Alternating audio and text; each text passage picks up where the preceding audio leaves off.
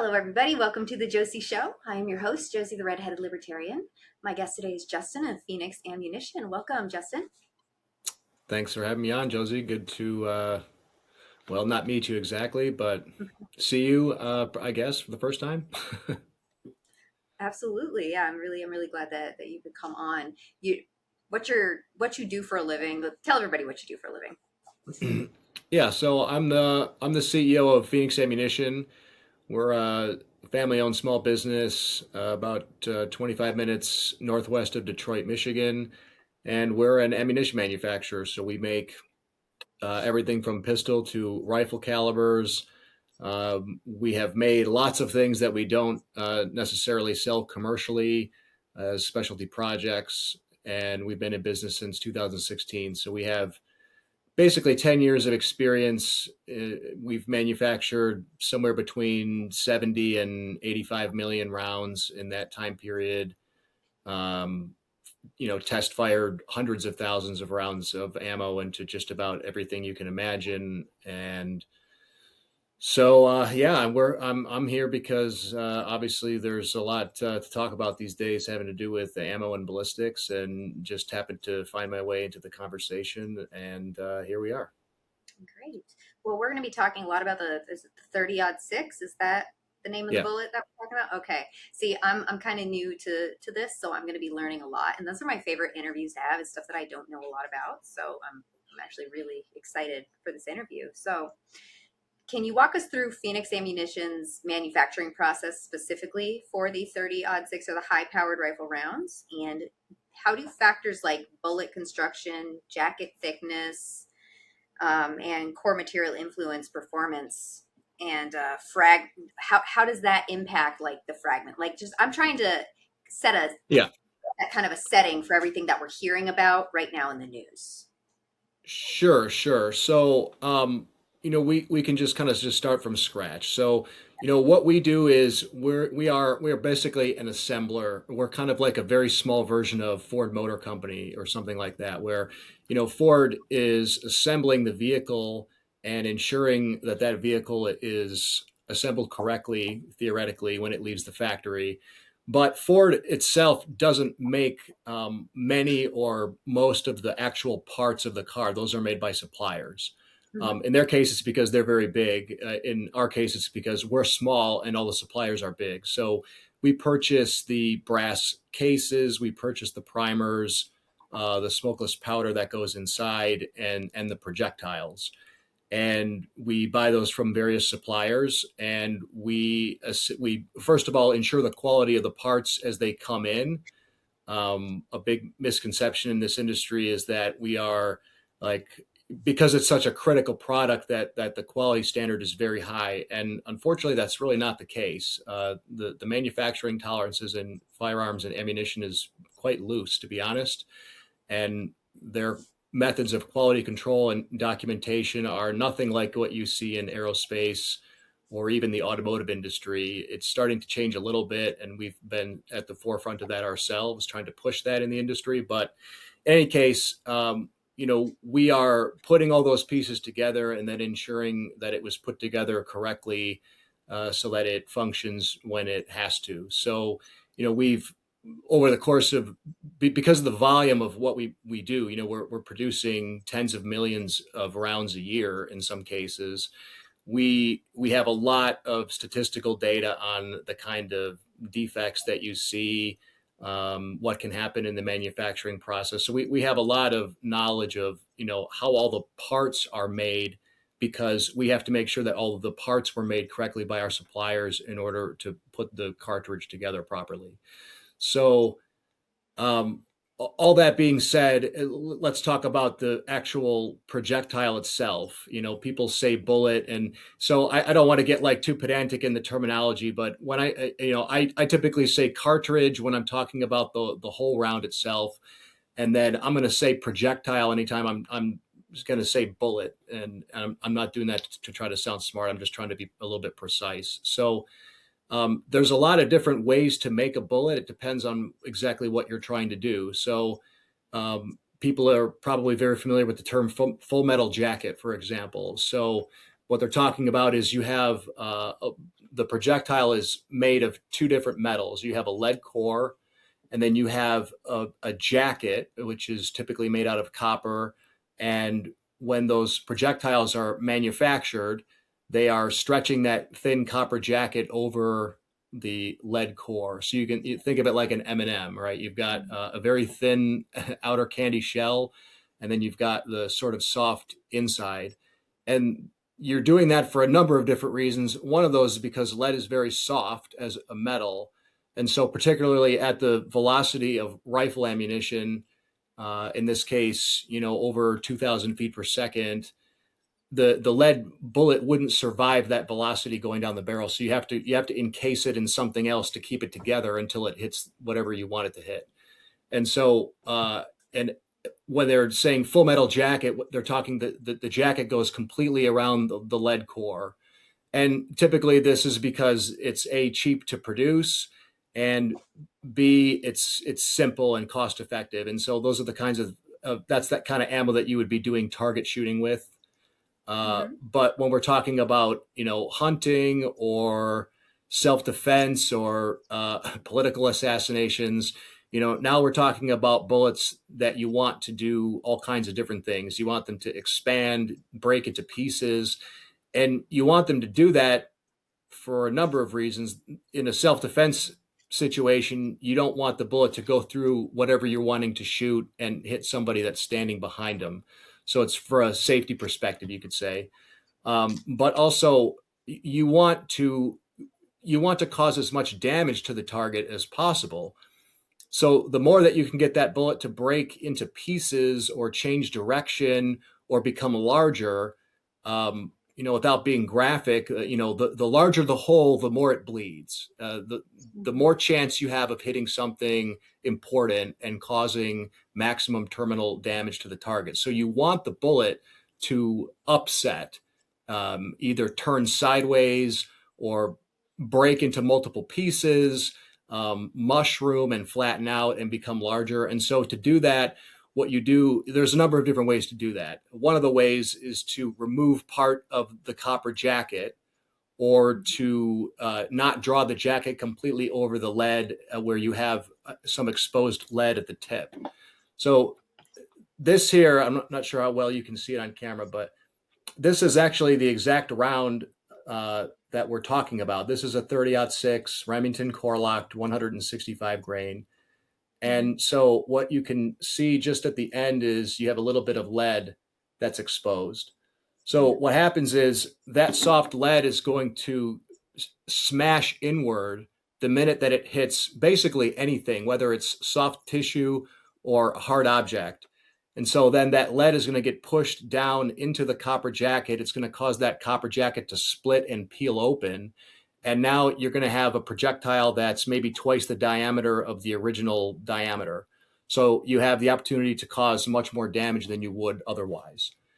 So all those are good things. And so I said there's a number of different ways that you can cause the bullet to deform. You can have, sometimes they'll drill a hole maybe halfway down into the middle. And again, the same thing, you're causing a weak spot, an intentional weak spot, essentially, in the bullet, which is going to cause the projectile, the bullet, to become misshapen in some form or fashion.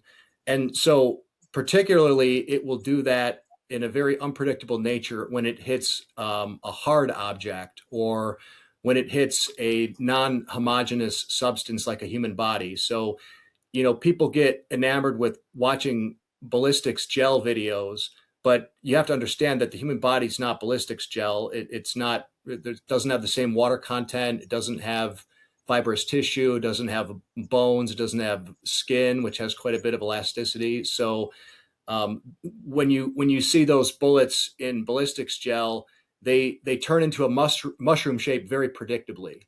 But even in the case of ballistics gel, you will sometimes get what's called jacket separation, where the copper jacket and the lead core become separated. And that's because the lead core, because it's denser and heavier, is going to react differently in a non-homogeneous, material than copper does. The copper is much lighter.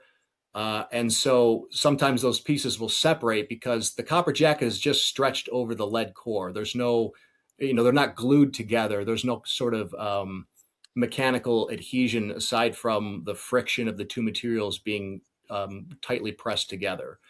But when you're hitting something at 2,400 feet per second, right, we're talking about a lot of energy and things moving very quickly and slowing down very rapidly. So those two pieces can become separated.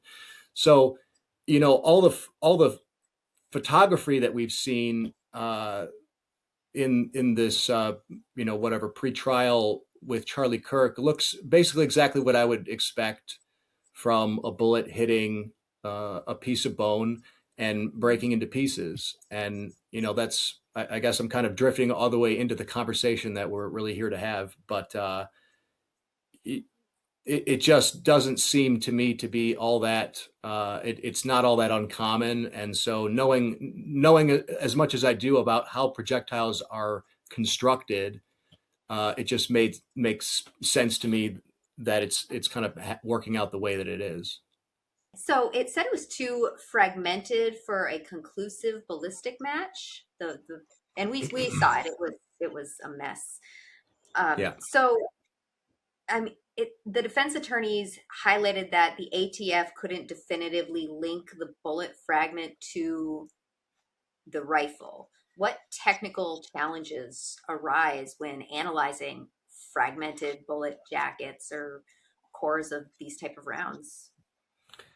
Yeah, so what people have to understand is CSI is not reality in many ways. This is this science is very hard to do. So I have an example here of this is a 30 caliber, same size class as a 30-06, but this is actually a 300 blackout projectile. This is quite a bit heavier actually than what was probably used. This is a soft point round that has been mushroomed out in ballistics gel. And you can see it hard, too disrupted. You have quite a bit of material back here that's, like the tail end of the bullet, if you will. And so on this, it's hard to see on camera, but there are grooves that could theoretically be matched from this bullet to the rifle of the gun that it was fired from. So that is real science. That does exist. I mean, that can be done. Now, in a lot of cases, the differences between one barrel of one rifle and another barrel of a similar, like if you have two Winchester rifles of the same caliber, same model, with the same kind of grooves, it may not be always possible for them to tell exactly which gun it was fired from, but they could say it was fired from this type of gun. So that kind of analysis is not all that difficult. The problem in this case is the bullet is fragmented into numerous pieces, right? The jacket is completely peeled back. It's split in, several different directions. And so unfortunately, there's just no way for them to fold all that material back, and somehow with tweezers or whatever, get everything lined up just right so that they would be able to get the lands and grooves of the barrel off of the jacket. It just doesn't work that way, right? I mean, let's say that they were able to somehow peel all that material back. You're telling me that the defense in any case involving that kind of analysis wouldn't say, well, yeah, but this material is all stretched and damaged, so there's no way that you could conclusively match it anyway. So there's just no reason to bother at that point because they know that any kind of analysis you're going to get out of a twisted piece of metal like that would be challenged immediately by the defense, and they would say there's no way this has been manipulated and altered. So what they can do in some cases is say, well, based on the size of the jacket, the weight of the jacket, and the weight of the fragments, they're able to recover, all of the fragments of lead. They could weigh those pieces and they could say, generally speaking, this is a 160 or a 180 grain projectile, and we can see that we have enough of the base of the jacket to determine that it's a 30 caliber bullet. And so, that is the general bullet size that's used in 30-06. But of course, it's also used in a lot of other things. It's used in 308 Winchester and, uh, a number of other rounds that use a 30 caliber rifle projectile. So they wouldn't be able to give you a perfect match. But and they have said, I believe, that they were able to determine that it was a 30 caliber projectile. I feel like I recall hearing that. I could be wrong, but in any case, ballistic analysis can provide a lot of good information, but it's not the exact science that people think it is. And there isn't like Gil Grissom in a lab somewhere, um, shooting a bunch of bullets into water buckets and stuff. I mean, that does happen to a small degree, but I mean, we actually have personal experience with it. There's a community college nearby that has a forensic science program, and they brought a number of their students over to our facility to look at how ammunition was made, and see what kind of tool marks from machinery could perhaps be used to match things. But I later did a study with that professor where we were shooting different types of smokeless powder loaded in the same caliber cartridges to determine whether you could you could see a difference in gunshot residue between one brand of powder and another. And so we fired these rounds into all kinds of different material from various distances. And then he did a forensic analysis on the chemical composition of the powder residue. And they weren't able to determine much of anything. So, I was happy to help him, and we spent a lot of time on it and really, found that it was of no value. But it's just, that's one example where people think that there's like a lot of analysis that can be done that just isn't. It's not as easy as they think it is, and it's not as common as they think it is either. It's not the kind of evidence that typically wins a trial one way or the other. Mhm. Now, I was friends with Charlie, and a lot of people kind of in this space knew who he was, but weren't friends with him. I was friends with him. And tomorrow actually is the 1 year anniversary of the last time I saw him. It was at his event in his student action summit that he was having in Tampa. And it's the anniversary of the last time I talked to him. Today. It's like a really difficult day. And I can I've probably imagine. only done a show where I've talked about him maybe 3 times since he passed away, because it's like hard. It still like feels like a gut punch to me when I think about him. It's hard to watch. I have a lot of people. I won't say their names on here, but a lot of people I've had to mute because on both sides of the argument of how he died, because of how radical and how nasty they are. And Yeah. so so having this conversation, this is like kind of cathartic for me. So I appreciate you having it with me. There are oh, people kind of just want to be the winner of how Charlie died in this, and it's really making me kind of sick. But Yeah, we'll talk I about. completely understand, and I'll even say more. I'm really disheartened that I even have to be here and be dragged into this because it, I'm not somebody who's trying to be the guy that wants to support the like government narrative. Like I'm not here to be anybody and try to necessarily win anybody over to my position or anything of that nature. I'm really just here because I want to talk about the things that I've learned over a long period of time and try to lend some sanity to the conversation because I feel like really what's getting lost in all this is you know Charlie and it's yeah it's been a bit of a struggle for me as well. I really haven't really haven't wanted to be here, but here we are anyway. Yeah. Well, we're in this boat together. Uh, so I mean, for instance, I I always thought it was Tyler who killed him, but I still to this day I believe there was FBI, CIA, something groomed him because historically, that's what happens. We always find out Yes. that there was the CIA, there was the FBI. Every single assassination, famous person who was assassinated in our country, there was. We find out later, oh, this person was MK Ultra. Oh, this the CIA was involved. Oh, the FBI was involved. It was a cover. We always find 100% of the time. So that's my opinion, is that he did it, but he was groomed to do it. We're fine. I don't know. It looks like the evidence is pointing to him being the one who fired that gun. That's what it Yeah, looks like. and I agree. To be honest, I've thought I am totally open to the idea, and probably if we look at the last few, mass shootings in particular with people of this sort of ideology, a lot of them are getting, you know, prodded, groomed, encouraged, whatever you want to call it, by anonymous figures in these chat rooms. And Mhm. I'm 100% certain that there is federal fingerprints on a lot of that. So if at the end of the day that's what comes out of this, I'm not going to be. I will be the least shocked person that you'll ever see.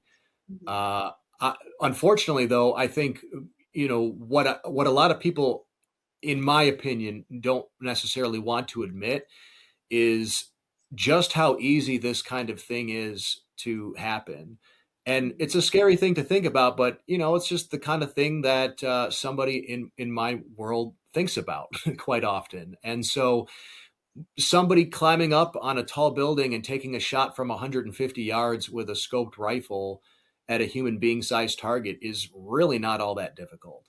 Mhm. And so when you have somebody that has even a little bit of prior experience with guns, and they can be, prodded and warped and manipulated, I unfortunately think that this is not going to be the last time that we see something like this happen. And it's caused a lot of interesting conversations to be had in the gun community around.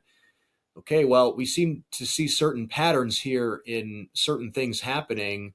Um, and nobody wants to talk about it because guns are for everybody, and everybody has a right to self-defense.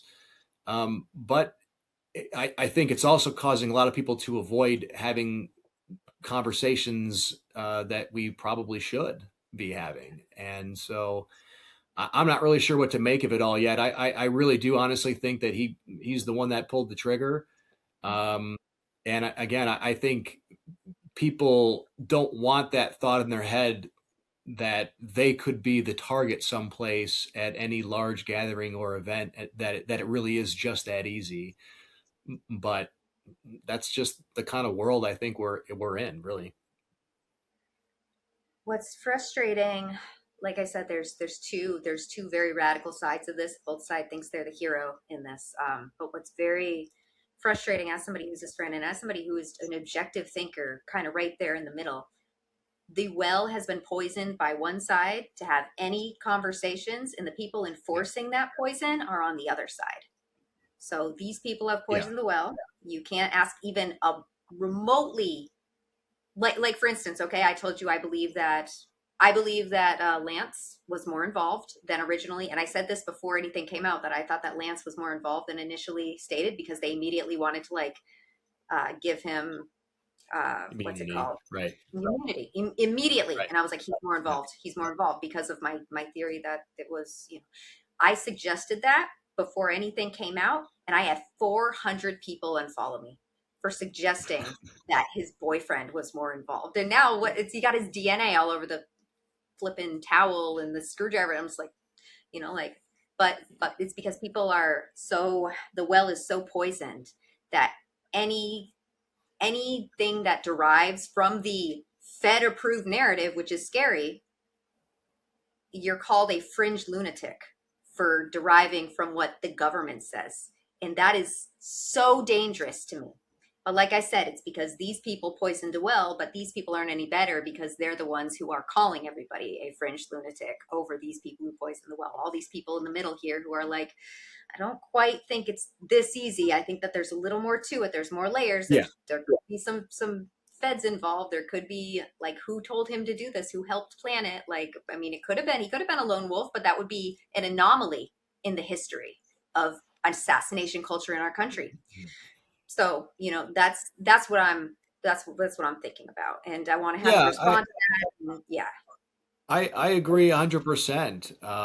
I think I would rather be not a I would rather be a normal lunatic, right? I don't need to be a fringe lunatic. I'm crazy enough. Like it's funny to me because in all these conversations, I've been accused of like everything. I've been accused of being a Jew. I've been accused of being anti-Semitic. I've been accused of taking money from Israel and Qatar, like, everybody.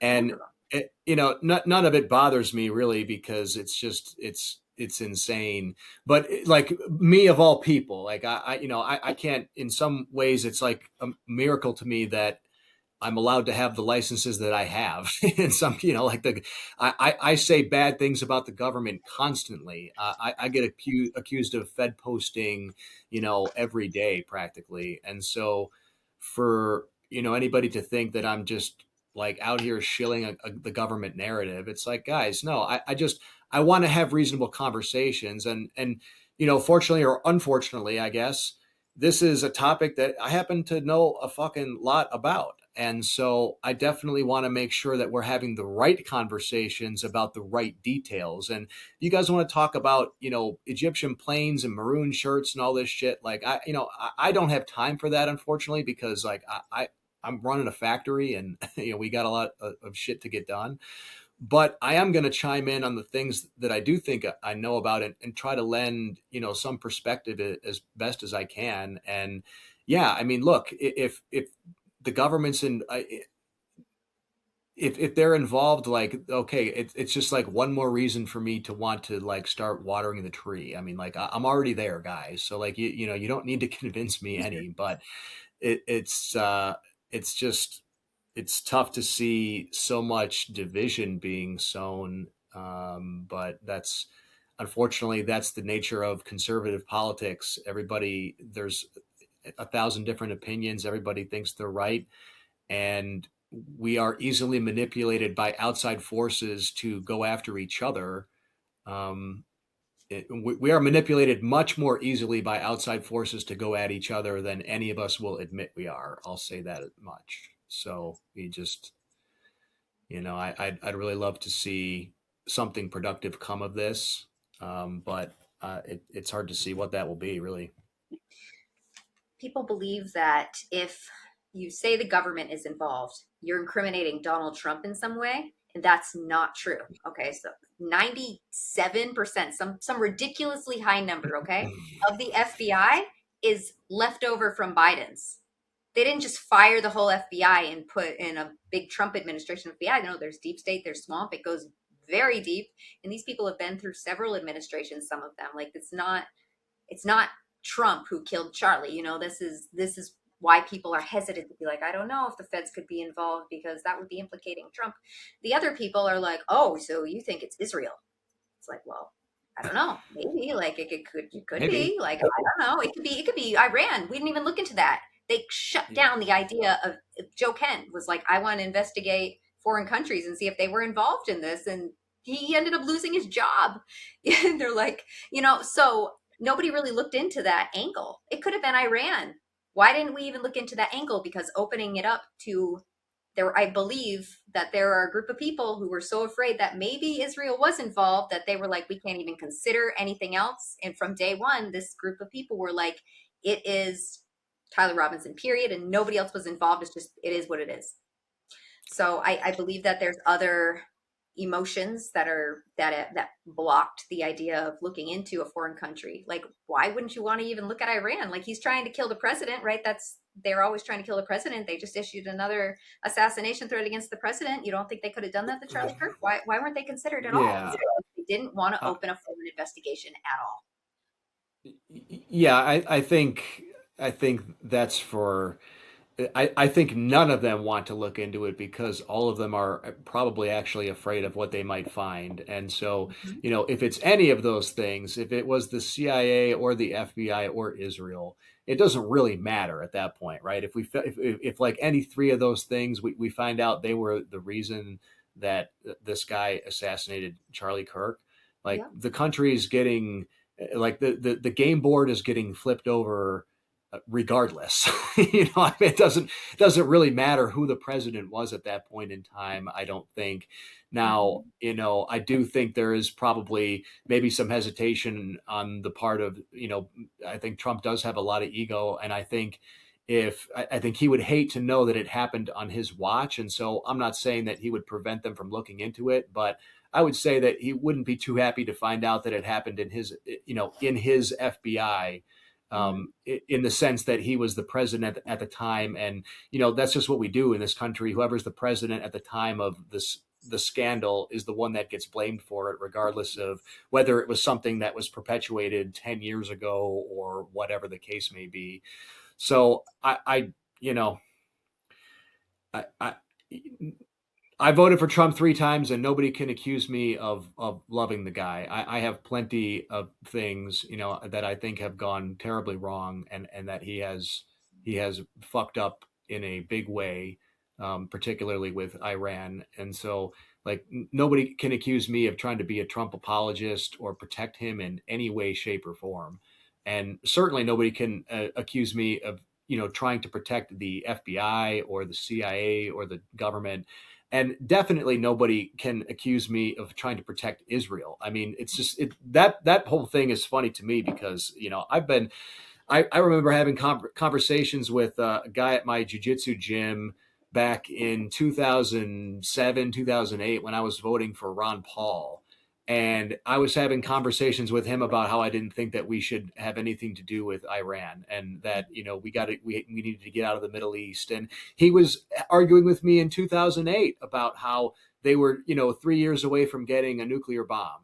And so, here I am, like, fast forwarding to today, and it's like, holy shit, man, this is a lot of time has passed by, and literally we're in the same place we were having the same conversations.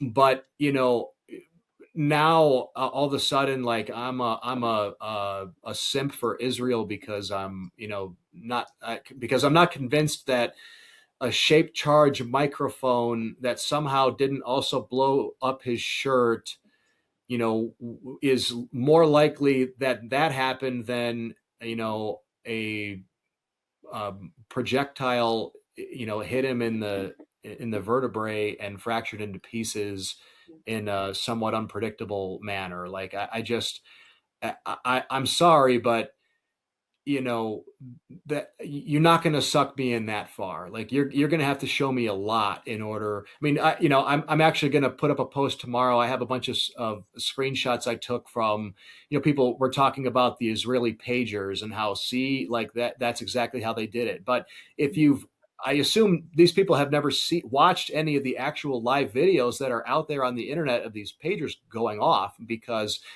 they go off in a grocery store and it knocks 3 people down and it blows the guy's whole leg off and certainly blows his pants off. Yeah. So I can't, you're not going to get me there. There's a bullet in his neck. And, so how do you explain that? There was a bullet in the microphone that it somehow launched into his neck. Like, but why wouldn't they just shoot him from the roof? Like, it seems way easier to just get up on top of the roof and shoot him, and that's what happened. And so, if that's what happened, like, why would we not expect the bullet to match the gun? Like, why would they shoot him? Why would they pull a large caliber bullet out of his neck and leave a large caliber rifle at the scene, but not have an exit wound, and thus make it suspicious? Like, wouldn't they just shoot him with an AR, and, like, with a 223?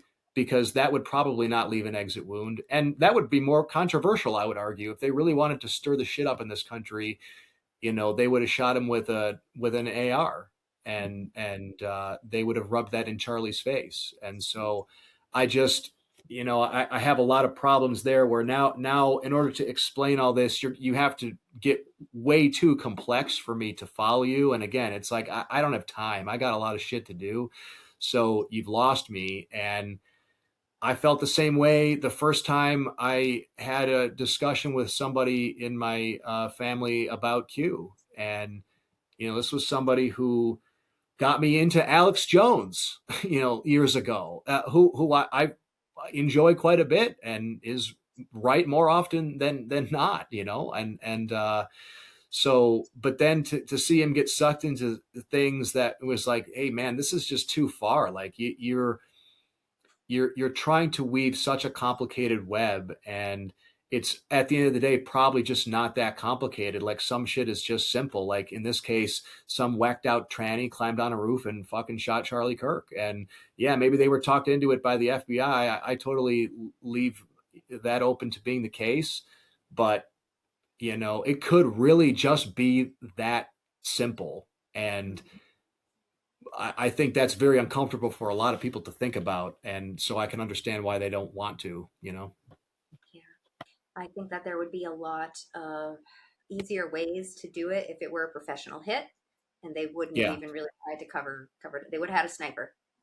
Yeah. It would Yeah. have been a sniper bullet. I mean, it would have been a sniper gun, and there just would have been more to it. Olivia, do we have any questions from the audience? While they're working on them, I actually have a question for Justin. So I'm Sure. from Metro Detroit, born and Yeah. raised. Um, how do you guys manage to What work what part of with, Metro Detroit? Like actual Detroit or no, Metro Detroit? I won't claim the false status of being from Detroit. okay, I'm just from making sure. Detroit. So how do you guys operate with the state government of Michigan? Because I know that they're a bit picky when it comes to guns. Well, luckily the state government doesn't really can't really say shit to me other than like my sales tax license, I guess. But all of our licensing, all the licensing for firearms and ammunition is federal, so the state can't really do anything about it. Your municipality can have some say in terms of like the zoning you're in. We're a manufacturing company, so we have to be in an industrial zoned area, and so sometimes at the city level, um, you'll have some pushback, and at the end of the day, the ATF will defer to the city. So you have to get city approval basically just for zoning. But I mean, we have had challenges. I mean, certainly the state would love. They're trying to do a lot of things here to go after us. They want to remove our protection against liability lawsuits, for example. So they want it to be me to be able to be sued if somebody gets shot with my ammunition. So they are trying to do a lot of things like that. I mean, they find us during COVID. We didn't wear any masks, and we weren't requiring our customers to wear masks. We got ratted out by somebody. That's why we stopped selling to law enforcement, because the cops came in and wrote us a ticket, and the state was going to force us to pay a fine, and all that ended up getting ruled unconstitutional and rescinded, and we never paid it. But yeah, there's a lot of challenges here.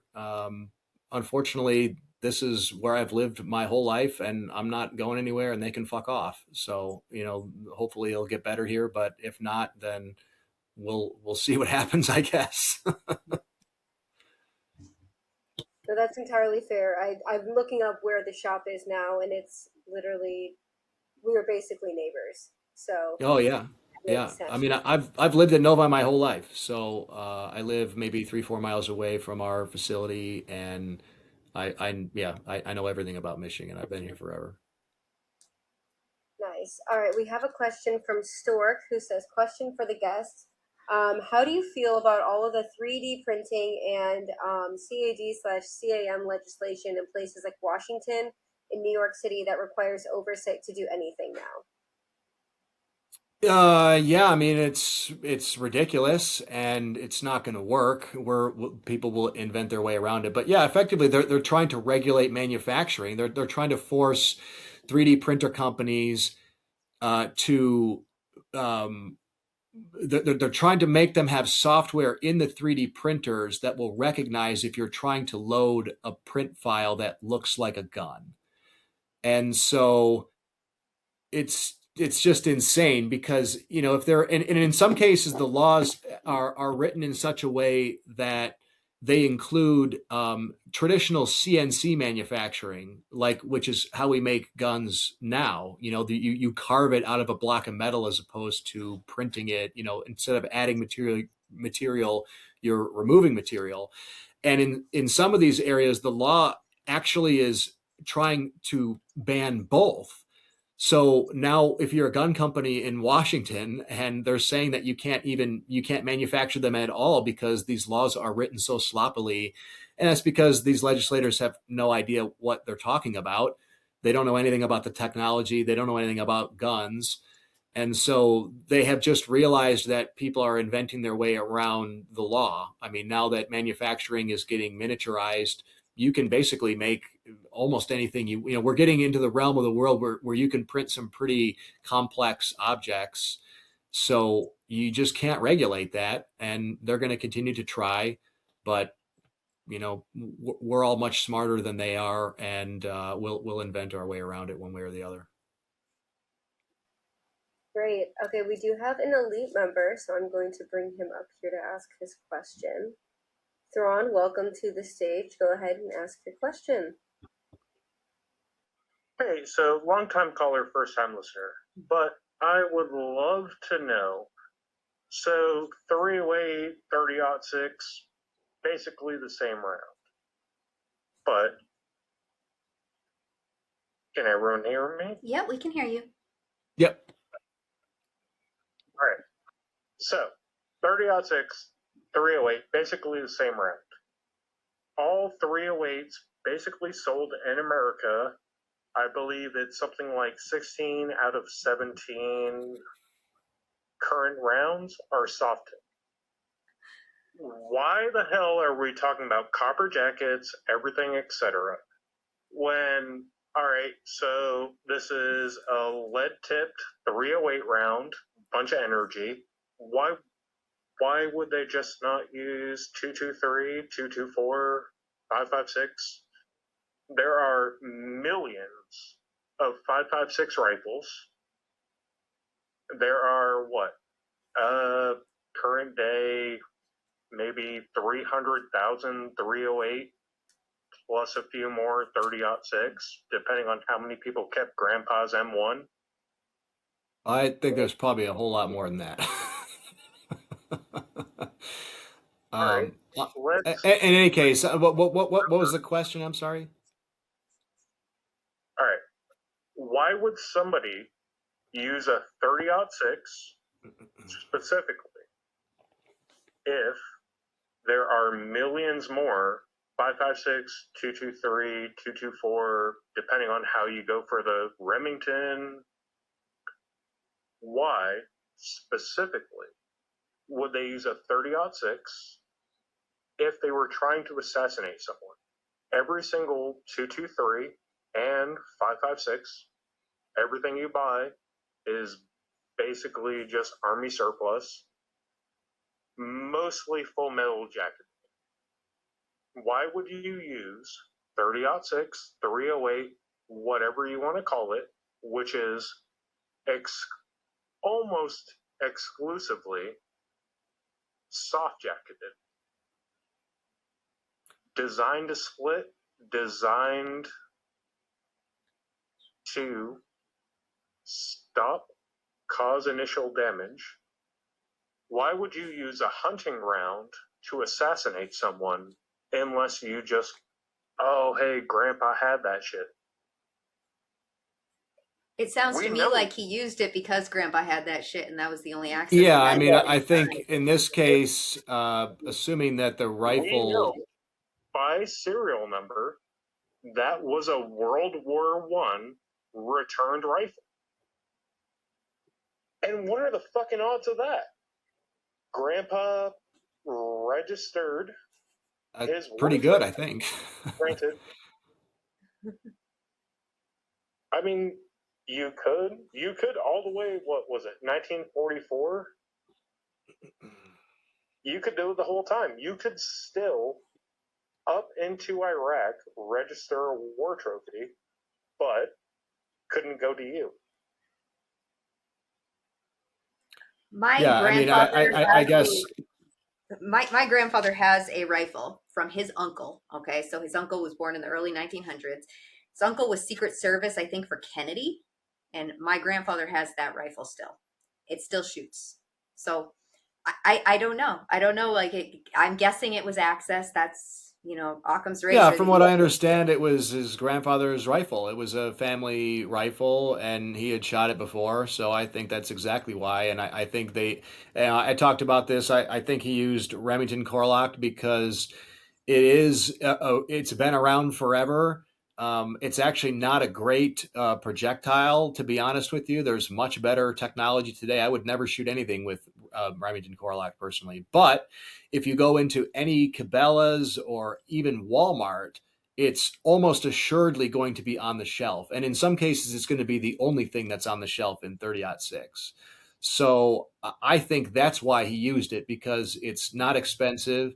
It's pretty ubiquitous. It's accessible just about everywhere.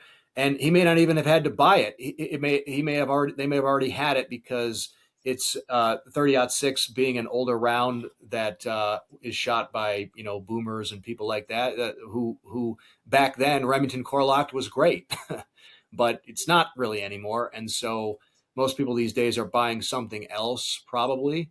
So I think he either had it on hand or he just went into the store and he bought the box of ammo that had a deer on the side because it also says it's there to cause max terminal damage and controlled expansion and one-stop shots and all this stuff. So when that's the marketing on the box, of course that's what you'd pick. It seems to make sense to me, at least, even if you didn't know anything about guns. Now, I have a question. So there are a lot of in the official story, there are a lot of things that don't add up. So, he changed his clothes twice. He left a screwdriver on the roof. He disassembled his rifle. He reassembled his rifle without the screwdriver. Yeah. There's a lot of parts that are like, what the Yeah. flip? I'm forgetting we're on YouTube. We used to only be on Rumble. So, Oh, yeah. Sorry. so there's a lot that doesn't really add up. So why? Why is it because the FBI was trying to piece things together and yeah, why are Yeah, these loose I ends? I think part of it is we're suffering from, in some cases, there's a lot of information that initially came out that's been refuted at some point, but now we're like 6, 7 months down the road, and then they resurface, and it's just like, okay, why are we talking about this again? Is this real or not? Like, who said what exactly? Mhm. Like, for example, there was a lot of talk about like the angle of the bullet, and well, somebody on a podcast said that it hit his C2 vertebrae, but that couldn't be possible unless the bullet took this really crazy, up and down trajectory, things like that. But, you have to understand this is a pretty complex situation. And you have a lot of people that have really no knowledge of firearms at all. And people that don't have like an extensive knowledge of the human body are now talking about specific vertebrae and like specific bullet types. I mean, in one case, even, people were talking about uh, how originally you guys said it was it was a frangible bullet. Um, so what happened to that? And it's like, well, but the only person who ever said frangible is Candace. And to be honest with you, I don't think Candace has any idea what a frangible bullet even is. That's a real word, but I think she confused frangible and fragmenting. And it's like playing the telephone game. All of a sudden, now you're telling a completely different story to somebody like me who hears that term and says, okay, frangible, like I doubt that very highly. In fact, if we had seen that he was shot with an actual frangible bullet, which is a real bullet that's made in a specific way to fracture, but is also expensive and fairly uncommon, that would actually, to me, be a sign of something being weird in and of itself, because why would he use that of all things? Like, that might be what a professional assassin might use, or somebody with extensive firearms knowledge that like picked what they thought was the most deadly bullet or something like that. But, he used an off the shelf, cheap, mass produced hollow point or a soft point. So like that does make sense to me in if that's what happened, right? So in any case, I just think there's a lot of, you start, because this has been going on for so many months. I think a lot of people are retelling stories that, like, they were told something by the surgeon immediately and they misheard it. And then they said it on a podcast and now they're locked into that. And so now if they go back and say, well, okay, it's not really what I meant, disregard that, pay attention to what the actual medical report says, people just say, well, you're a liar. And maybe, I mean, maybe, but this is just still the pre-trial. So we don't even have all the evidence yet. Like, I think people are on both sides freaking out. Oh, it's a done deal. Oh, there's no evidence that's been presented of any kind that makes any sense. He's 100% not guilty. Like, we're not even at the trial, and it does piss me off that we're not able to see some of that footage. Like, if they actually have all this conjecture about, having a video of him taking the shot, like, okay, guys, we need to be very careful. When you get up and you put up a Twitter post that says you see him taking the shot, full well that the other side is going to say, okay, but did you see his finger on the trigger? Like, what did you mean take the shot? What can we see exactly? And so I think both sides are equally guilty of that, where they're trying to make a headline. And in this case, they're taking advantage of the fact that we can't see the video. And maybe some of them have, maybe some of them haven't. But I'm not really necessarily going to trust what they describe it to be until I see it with my own two eyes. So I'll reserve judgment on that for later. And Real quick, Justin, do you have a hard stop yeah, right now? I just no, realized we went over. Okay, all right, I want to keep going for a little bit longer. Is that okay, Olivia? yeah, I'm good. Okay, all right, good. Okay, I do want to say I did talk to Jack Posobiec. We're friends in real Yeah, life, and the video that is being discussed, because I went on my page and I'm like, okay, did this happen or didn't this? Because it was reported by Benny and by Jack and by Nick Sorter, all very high level people that yeah. should be trustworthy. That there was video shown explicitly showing him taking the shot. Jack messaged me and he said, yes, this did happen. And it was shown on a video that was only shown to close friends and family. So it wasn't shown, it wasn't presented in the evidence. It was shown separately is what he told me. So will this come out after? Because right now it's preliminary. And right now showing a video, it could hurt him constitutionally, would infringe on his Sixth Amendment right to fair trial and an objective jury. And so I get it. And from a constitutional standpoint, I do understand why they would not show that video to us all. However, after we're through preliminary, then they should. Yeah, then we need to see it. Yeah, see that. If we can watch Charlie, I agree. If we can watch the life leave Charlie's eyes, we Yeah. can watch him shoot a gun. This is.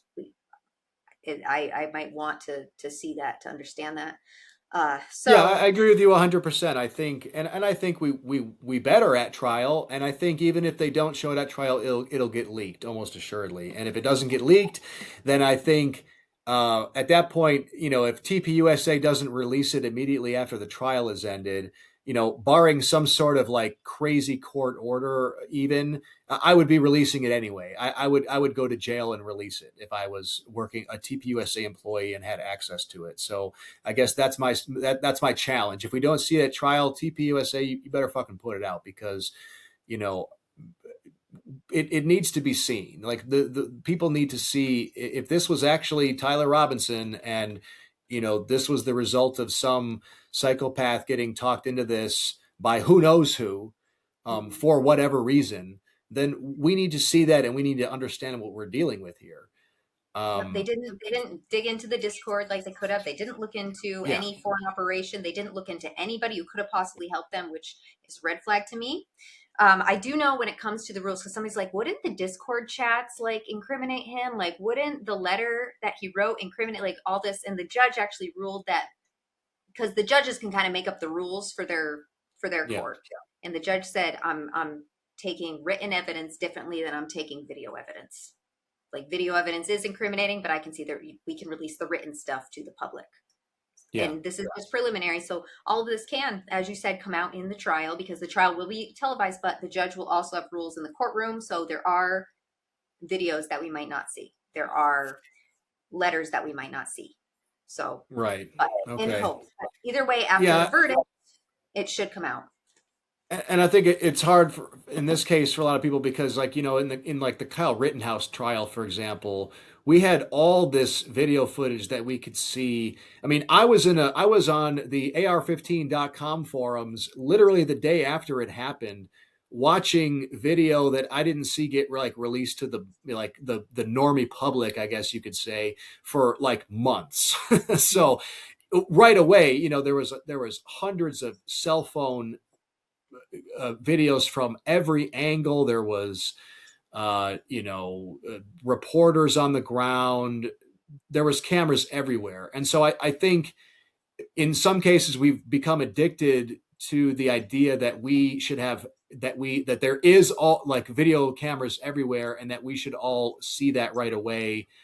And the reality is that's just not really how it works most of the time. Sometimes it is in these big public events, but there's no cell phone that was pointed where this guy was on the roof. So really, all you're going to get is whatever security cameras happened to be there, and we're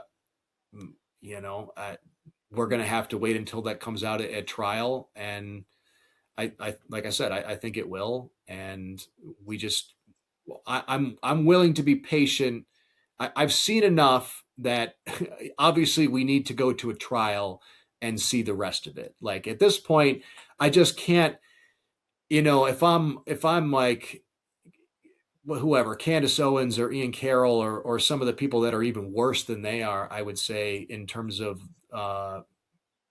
like I actually don't think that they want a trial in some cases, and I think that's really sad. I think that's insane. I think there's plenty enough for me to want to see what else they have and then make my decision, because they claim they've got a lot more, and so okay, let's put it all out on the table. And there's no reason not to. I just it I'm, has to I, be I, has I'm, to be I'm seen. laughing at the irony of people who are cutting down flock cameras like with axes, and then they're like, I demand to see all the evidence. We're surrounded by cameras. Yeah. We like, do you want the cameras? Like, do we want to cut them down with? I, for one, am pro cutting them down with hatchets and chainsaws. Oh, I 100%. Right. I get And behind I, that. like, I know that means theoretically there's less chance of a criminal that breaks into my house getting caught. But Hmm. I've lived in the same place for like 41 years, and Hmm. there's basically no crime here. And if somebody breaks in this house, that's a really bad idea. So I'm willing to sacrifice a little bit of safety, if you will, for my own personal liberty. And yeah, it is a weird dichotomy right now where, unfortunately, also with this, the flock cameras, you're seeing a lot of people on the right jumping in bed. Look at all these crimes they're solving. They solved this break in, they found this missing child, and it's like it's like you're talking to Republicans after 9/11 who were in love with the idea of the TSA and Hmm. the Patriot Act and all this shit. I mean, so it's the same problem. And then, of course, yeah, like you said, on the other side, yeah, sure, I'm sure Ian Carroll hates flock cameras, but he's the one that's demanding that unless I have video evidence of Tyler Robinson's finger physically moving on the trigger, then there's no way that I can prove that he was the shooter. And it's like, bro, how do you think they convicted criminals in 1980? Like when nobody had a video camera, even in 1990. I mean, even into the 2000s. I mean, video evidence at that point in time was still fairly rudimentary. I mean, what did security cameras look like in the 2000s? Like you almost can't even remember, I mean, maybe I'm a millennial boomer, but I do remember, and they look like shit. You couldn't see anything. So you should be lucky that we even have 1080p security cameras these days where you can get any information. So I just, yeah, I would love to see the video of it in the sense that it would make it a really easy open and shut case. But unfortunately, that's just not really how most criminal cases are tried and convicted. And so I want to see what else they have. And I want to see as much as I possibly can. So let's get this POS to trial and see what else we got. Let's exploit these flock cameras as long as we have them, because a lot of places Yeah. are like, okay, like we get it, we violated your Fourth Amendment rights, we won't put them up again. They kind of went to see it, it's almost more expensive to maintain them now than it is to just take them down and cross your fingers. But when it comes to flock cameras, when it comes to red light cameras, anything like that, you can't face your accuser. For one, you get Yeah. your red light ticket in the mail, it's like, okay, I want to face my accuser. You can't do that. So they violate your rights right there, because it's a fucking robot. And then the onus of the innocent gets put on the accused. So you're having to prove your innocence instead of the state having to prove your guilt. So unconstitutional, bad, very, very bad. Oh yeah, it's insane. I mean, I don't just the number of times it's already been abused. I posted a couple days ago that we were seeing like one story a month with a flock camera privileges being abused by some cop to stalk his ex-girlfriend or whatever. Now it's like once a week, and it's turning into once a day. And then I saw an article today, the internal affairs officer that was supposed to be looking into some cop that was using flat cameras to stalk his ex, was then also found to be using them to like stalk his ex or something. It's like, what is going on here? I don't see how anybody. I mean, they're hackable in a lot of cases. I've seen lots of YouTube videos of these networks being unsecured, and they can find that they're streaming images when they say that they're not supposed to be, and things like that. So I mean, something has to be done, and I think if enough, if an, it's not going to take that many people ripping these cameras down for cities to get the point. There's a city not far away from me here in Michigan, Westland, that just voted, I think today or yesterday, that they're not going to renew the contract when it comes up in a few months. So you're already seeing a response and from these from some cities to the pushback. And I don't think it's going to take all that much to reduce it. Now, the other problem is Flock is not the only actor here. There's a lot of other companies in this space. And I will tell you what they are going to get replaced by is drones. And I know that because, I'm very involved in the manufacturing community in this area. There's a lot of push to get back into manufacturing here in the U.S., drones particularly, a lot of that for the defense industry, and that's all well and good. But I watched a company do a product demonstration at a trade show of basically a flock camera, except it can fly around for 20 or 30 minutes before it goes back to its dock. Okay. So that's the direction that we're moving in. If you think things are bad, if you think the pace is slowing down with flock, they're already past you. And there's a lot of municipalities that are there where the police departments are already using drones. So now if you have a flat camera on every corner and it can fly over your head and follow you, you've got an entirely different problem. So that's unfortunately the direction we're going in. And I don't know what it's going to take for people to start paying. It seems like people are paying attention at this point. There's a story just about every day now of these cameras getting vandalized or cut down. So people are starting to wake up, but In Florida, where I live, we shoot things. You get an intruder into your house, we shoot yeah. them. In fact, they encourage it. We have this Sheriff Grady Judd. He's Polk Oh County yeah, I Sheriff. know. Oh yeah, everybody knows him.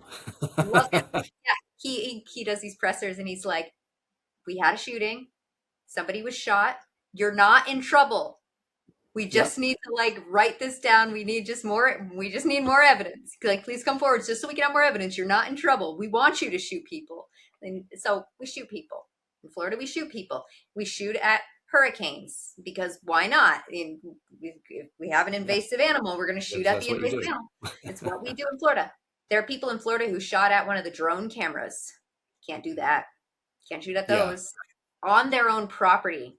So I think something like that is going to escalate. through the courts and maybe even make it to the Supreme Court. Like, can you shoot somebody spying on you on your own property? The police spying on it was a police drone Yeah. on their property and they shot it. So the Yeah, way it's an that interesting question because, most people don't really think about the airspace above their house, and certainly not when you're like buying property. A lot of people aren't even familiar in some cases with the mineral rights below their property. And in some cases, you do own that. In some cases, you don't own that. So I think, I guess I'm not entirely familiar with the laws as they exist now, as it is if it's a state by state basis. But we really didn't have to deal with that because most things just flew too far overhead for that to be a problem. But anybody can buy a drone now. I mean, I've got a DJI. I can fly around my whole neighborhood, and I'm not an asshole, so I'm not going to fly it over people's houses, maliciously. But pretty much anybody can do that now. So yeah, if I feel like, if I've got a drone flying outside my bedroom window, in an area, where I can't see any of my neighbors, and I expect privacy, yeah, I might be liable to shoot that thing. And I think I should legally be allowed to. I know that I'm not, but what can I do? Can I throw a net over it? Can I hit it with a rock? Can I, shoot it with a, I don't know, what do they call those? Like a wrist rocket or whatever. I mean, what are the limitations here? exactly. I mean, when you're in international waters, you can sell a kidney and fund your own micronation, like have the world's largest illegal music festival and full scale naval paintball battles. Like, so, but what can you do with the space over your head? It's like, it's more like heavily regulated than that. So that is very interesting. I do want to be respectful of your time, and I've kept everybody here very late. But thank you for being here tonight. Where Yeah, can my people find pleasure. you? Yeah, Great. you can find us. You can find us on Twitter at Phoenix Ammunition. That's our only social media. We have a good time. My brother, our vice president, and our other guys are also on Twitter. They'll chime in every so often and give their perspective. So, and then as far as our products, phoenixammo.com. If you're looking for ammo in common pistol and rifle calibers, we think we make the best stuff around, and we exist to serve the militia industrial complex. We are a civilian only company. We do not sell to the military or law enforcement. So, you can't accuse us of shooting kids in Gaza or anything like that. We exist only for you, and we appreciate your support. Great. I'm going to have you hang out with me here after to make sure everything uploads okay. But Yep. everybody else, take care of yourselves, take care of each other. God bless you, and stay free.